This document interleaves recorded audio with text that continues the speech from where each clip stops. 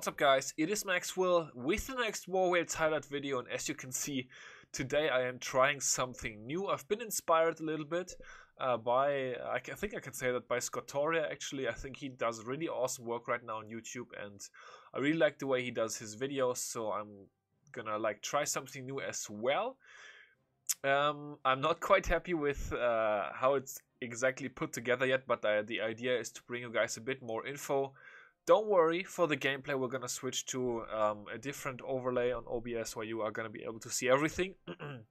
But yeah, with the trying things today, so definitely give me feedback in the comments. Feel free to let me know what you think, and also maybe if you have any questions about it. I think I'm gonna get the green screen and yeah, work on a couple of cool things as we reload the game right here. See, I've been taking some time to set up this, but no, as I said, it's not as clean yet as I kind of want it to be, so we're gonna work on it. So yeah, war against hybrid top, an LHG clan, so the Liga España de Guerra, aka the Spanish War League. They are a clan in the highest league right there, I believe, and as you can see, we beat them by 10 stars, 116, 106. So, of course, quite a big difference. You guys can see the war match stats here on the side. 4-11 versus 11 triples for Wales, 1 for them. 9-10v10 triples for us, 3 for them.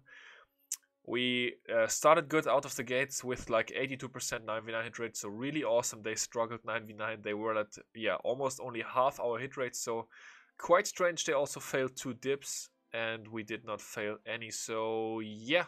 We did go for a couple more 11 versus 11 attempts actually than what we would have needed, just to have some fun, because like we were so far ahead anyway. So the war was not even. We had 1 extra 10. Don't want to fail to mention that, but of course that didn't make a big difference, as you can see the score. So yeah, with that being said, we're gonna switch over, guys. We're gonna switch over here and start checking out some of our attacks. So yes, of course, 4-11 versus 11 triples. We're gonna watch them all actually. We're gonna start off with yours truly on number 2. Ooh, coming in right here for my 11 versus 11 inside this war. I actually did only 1 11 versus 11 attempt.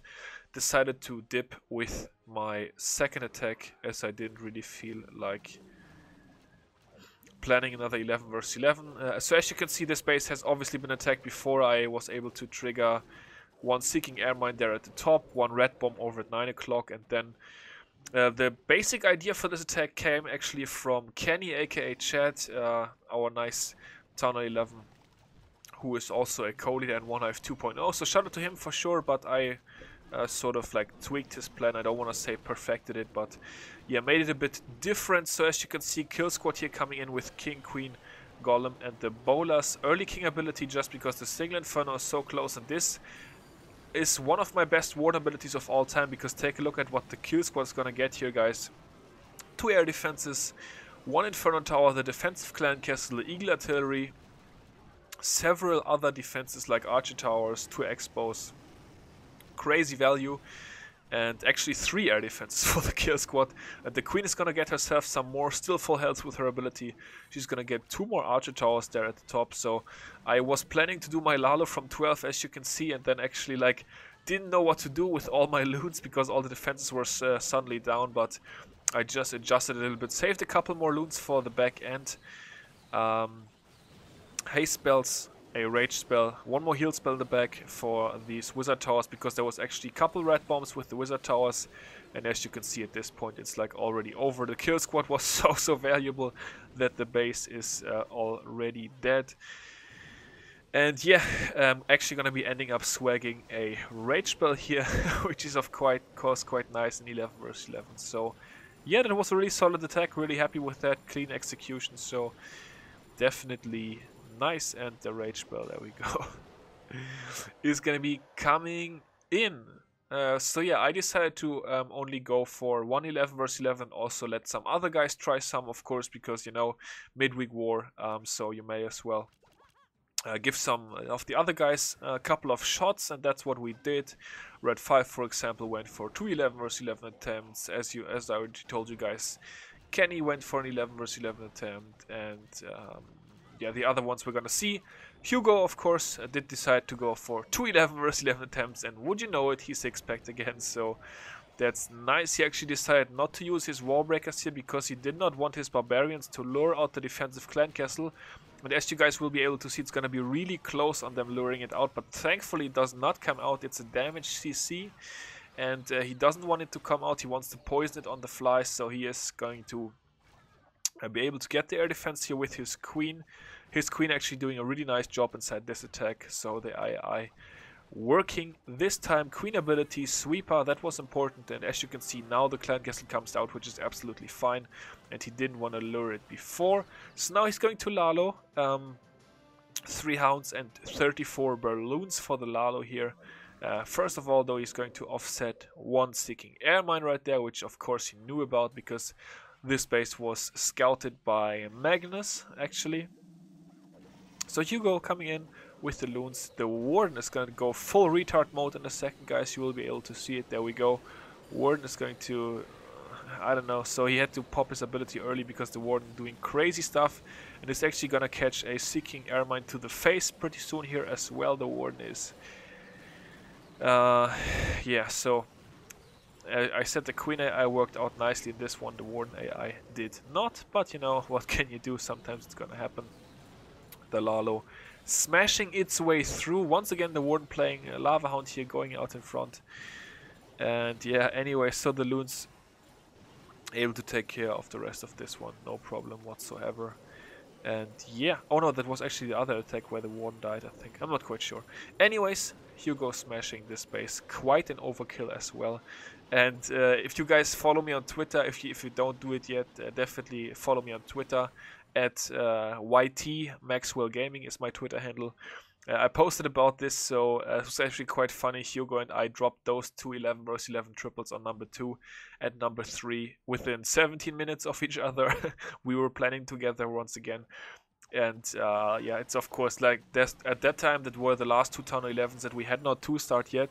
So I don't know, it must be quite demoralizing for the opponent if you get like 2 11 vs 11s dropped on top of you within like 17 minutes. So we had some fun inside this one, that's for sure.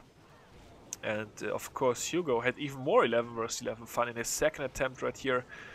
Yeah, he decides to do some Queen Charge Lalo action for this one. Warden is going to go with the Lalo though. 2 wall breakers right there to break the wall with that rage spell. He's got 3 more in the back, which I don't quite remember, but I think he didn't use them, so he had a couple more than he actually needed. You know, some people break break 3 walls with 9 wall breakers, and Hugo doesn't do that. He's got too many wall breakers, so his queen is gonna go. Oh yeah, that's where his queen messes up here. She's going to go to the right side. Actually, of course, he meant to go to the left side here to the enemy queen side. However, though, his queen decided not to do that. Yeah, so that's rough. He makes his way through the clan castle here, and then pretty soon he's going to start the Lalo. Eagle Artillery now active, so he comes in with the Lalo, and take a look what the Warden is going to do here. He goes behind the Lava Hound, and then I'm not quite sure, but I think this is the one where the Warden catches the Seeking Air Mine. I don't know, we'll see. So he's hanging, there we go. So didn't even get to use his Warden ability in this one. Quite unfortunate, of course.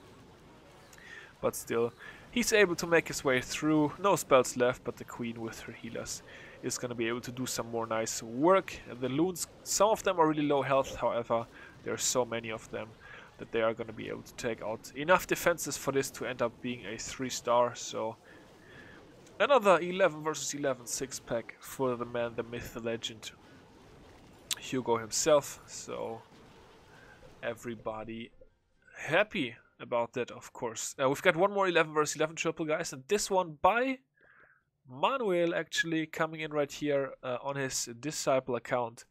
On base number 6, and he's going to straight up witch slap this one. He had attacked this base before, not in this war but in a previous war, so he knew the base, and he had actually tripled it that time as well. I didn't even like see that whenever we faced them, but like as soon as he went in for this attack, I was like, this looks familiar. I feel like I've seen this before, and then yeah, like he confirmed it. So he's going to try to replicate his witch slap attack here as best as possible. It's actually going to work out quite nicely, although The king, I think, decided... Oh no, the king is in the core, but the queen did not go core. However, the bowlers were able to like overwhelm the core, and the rest like is pretty much just a witch slap assault. So going to go ×2 through this one. Not too exciting. But yeah, nice hit for sure, taking advantage of these ring bases, especially of course with the multi-targeting Inferno Towers. 10 out of 10 doctors would not recommend it. And yeah, takes care of base number 6. So that's 4 11 versus 11 triples right there, guys. And then we are going to check out 4 10v10s and actually no 9v9s today. Gonna talk a bit more about that a little bit later. But let's get to the 10v10 action and start things off with Grey Worm, taking out the highest base that we 10v10 tripled inside this war. With Queen Chajlalo, Trolley seeking Airmine there on the outside. And as he gets going with his Queen Walk, we're going to be taking a look at a couple of your guys' questions or attacks. So on the video against North Watchers, Holo Wiwi says, at the first attack there's a bug involving heroes and army camps. The tiles that the army camp occupy are not the same that the heroes will hit. They will only hit a small group of tiles at the center of this building, so even though the army camp seems close, they are far to reach. Be careful with that, because sometimes heroes will go through a wall if the next building is an army camp. Okay, that's interesting. And Drew says he's experienced that as well. Has some screenshots of 11 vs 11 attacks where the final building was an army camp. My full health queen decided to beat through a max wall instead of walking down the compartment picking off an army camp. The result was a 99% time fail. Frustrating indeed. Yeah, I feel you. Alright, that's definitely something to keep in mind. Azroth says, well done and deserved, Warwells. Keep up the great work. Yo, thank you, dude. Chief Ethan, nothing to scoff at. What is this sniffing business? Nishat says,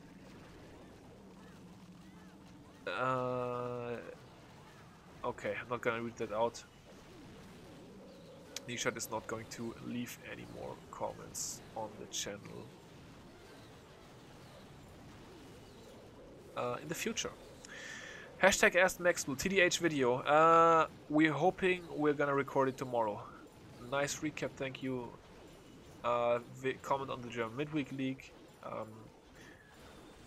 Awesome as always. Hashtag we want base building video. Yeah, working on it. So Bliss has the highest hit rate in Warwolves right now. What more could you ask for in a woman? Chris Flo with the comment of the day there for sure. That's gonna get a heart and the like. What more could you ask for in a woman? I hope she doesn't see this. Ah, damn, she usually watches my videos. Damn. So Hugo actually, if you did watch Twitter, you will know Hugo dropping the 12 pack, 11 vs 11 6 pack on his 11, and 10v10 6 pack on his 10. So back to a really solid performance.